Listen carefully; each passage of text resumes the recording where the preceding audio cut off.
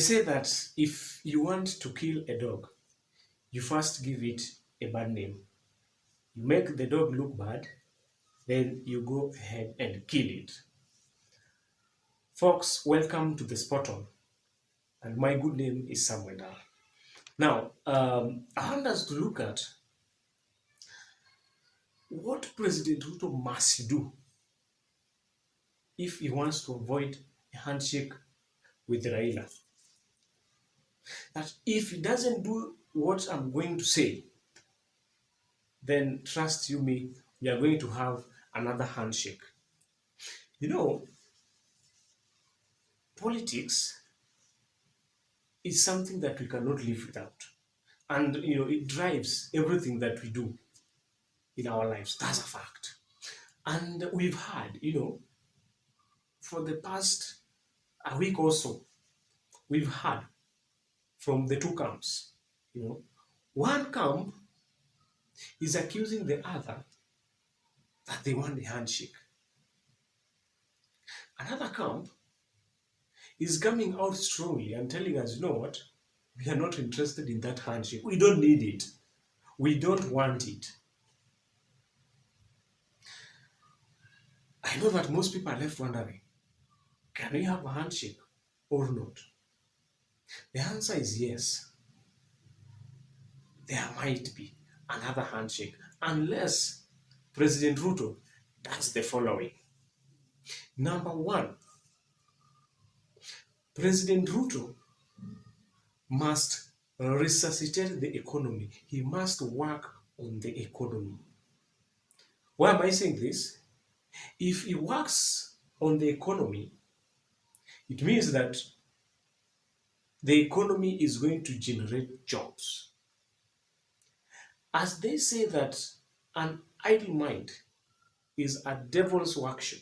People are idling because they don't have jobs.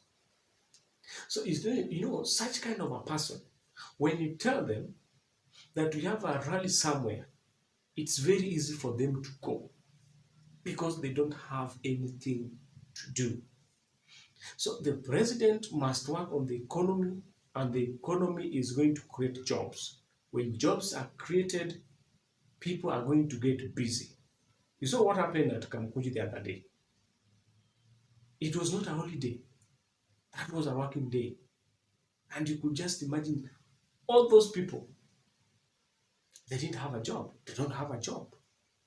And that's just Nairobi alone. What about other counties? Because the truth of the matter is that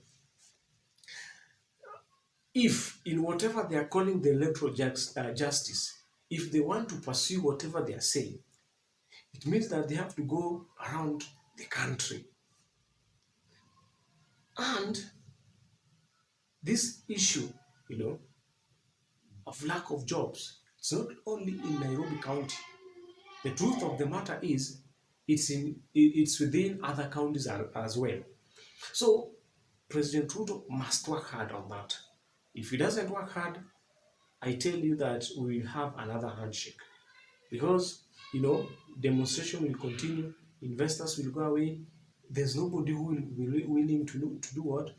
To invest in the country. So as a result, there is no jobs. The second thing that President Ruto, must do, and this is in connection with the issue of jobs, there is the issue of taxation. It's on the high, it's on the rise. Look at, for example, look at those who are buying tokens. If you buy a token, you know what I'm talking about. That is just an example. And there are people, we are being overtaxed. People are being taxed, but there's no extra income that is coming their way. There is no extra income. So what do you expect? Because these people, they feel that life they have reached they have reached a corner. So these people, it's very easy for them to be excited, of course, on the negative, and do something which is dangerous or maybe harm some people. So the truth of the matter is this: that must change. So if Ruto wants to avoid handshake the way you say, he has to work on that. So that at least we can have a favorable, environment, a favorable, or a conducive environment for all. Another issue that President Ruto must work on is the issue of disbursement of, you know, the issue of bursary, the money that is being sent or that is being wired to the county government. That money must be wired in time, because I want to tell you that the mood right now, most people are feeling, you know, they feel that pinch. But if they can get an alternative voice, somebody who can, come in and, speak on their behalf, I want to assure you that it's very easy for them to move with or to support such kind of a person. So, these particular loopholes, the president must work so hard to fill those particular loopholes. If that doesn't happen, I want to assure you that we are going to have another handshake very soon. Another thing, President Ruto can use the divide and rule tactic. The divide and rule tactic is something that, you know, it even happened during the colonial period. In other administration as well, it has happened. It is actually a good mantra. If you want to rule effectively, you use the divide and rule tactic. So this is something that the president can employ. For example, when you ask me, when you look at the Jubilee legislators or the Jubilee faction of Azimio, because you see, Azimio is a camp of so many parties. So when you look at the Jubilee faction, it's very easy for President Ruto to rope them in and work with them. By doing that, he's going to puncture, that the wheels of Azimio is going to puncture them. It might not be so efficient, but that's one of the ways. It can start with the Jubilee faction, because you remember uh, when Raila was going to Kamkunji with his entourage, when they were making their way to Kamkunji, on that particular day, you saw the Jubilee legislators meeting the president at State House. Actually, in that particular rally, the only notable figure in Jubilee Party was their Secretary General. The elected leaders, they were in State House. So the thing is this: President Ruto can use that particular tactic. Maybe he can decide to start with the Jubilee, faction.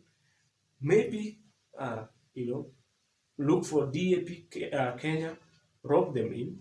To some extent, even look for the legislators from Wiper, because remember, he's the president right now. He wields that power. He has got the state power, and he can do anything. He can do anything provided that it's going to contribute to whatever the cause that maybe he wants to spearhead.